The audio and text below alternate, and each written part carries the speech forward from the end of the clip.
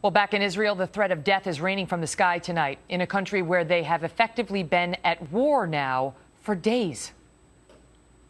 That's from Gaza. That's Gaza. Guys, get out of the sky. We need to go undercover. Here. We are told the terror group Hamas fired nearly 100 rockets into Israel today. Over 3.5 million Israelis, that's almost half the country, now living under the constant threat of rocket attacks and praying that Israel's Iron Dome defense system can keep them safe. So where is America? Well, President Obama has been fundraising. He's been playing pool. He's been railing on Republicans here at home. Indeed, it was not until news spread today that leaders from around the globe, including the UK Prime Minister, Angela Merkel of Germany, and others, had reached out to Prime Minister Benjamin Netanyahu, that finally, late today, our president called the Israeli leader, one of our closest allies. Ben Shapiro is author of The People versus Barack Obama. He joins us now. Ben, we had five. Ban Ki-moon of the UN called Benjamin Netanyahu before we did. This hit the news. The White House was asked about it repeatedly. Has the president called Netanyahu? Has he called Netanyahu? Day after day, it was no. And now with five world leaders, France beat us to it. France. Finally, he calls him. What kind of a message does that send? Well, it's not just the message that it sent by not calling. When he finally did call today, they released the transcript, and the transcript had President Obama suggesting that while Israel had a right to defend itself, the president would really prefer if Prime Minister Netanyahu and Israel really ratchet this down, take down the risk escalation and all of this, asking a state that is under the constant threat of rocket attack aimed at civilian centers to ratchet down its targeting of those rockets, because this is what Israel does. They are literally warning the people who are standing around those rockets to get out. And Hamas, as you mentioned earlier, is telling people to stay around the rockets, women and children. How can you tell people to stop defending themselves? This is what the Obama administration effectively is doing and has been doing for a long time, creating daylight between the United States and its only ally in the Middle East at this point. How specifically has the president done that, in your view? Well, in terms of creating daylight, the president of the United States had an opportunity in June, the beginning of last month.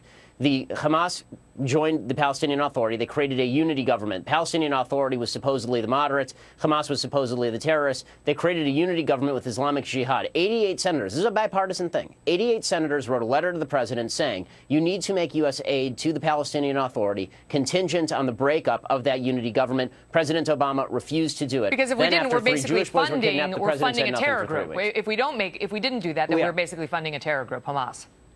We are currently funding a terror group to the tune of $440 million a year, because that is a unity government. This is a terror group recognized by the State Department. It's actually two of them. It's Hamas and Islamic Jihad working with the Palestinian Authority. They are currently firing rockets at Israel, and our taxpayer dollars are going to that government. And speak specifically, because this war that we're watching in Israel, and we stand at the precipice tonight. The latest reporting is that the likelihood of ground troops invading the Palestinian territory now, up to 40,000, they're talking about Israeli soldiers potentially, could be imminent.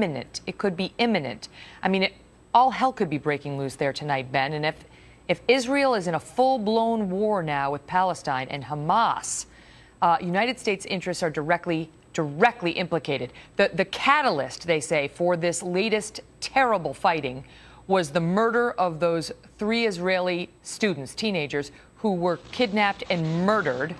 And what did we do or say about that? Was there anything we could have done to try to stop this from escalating?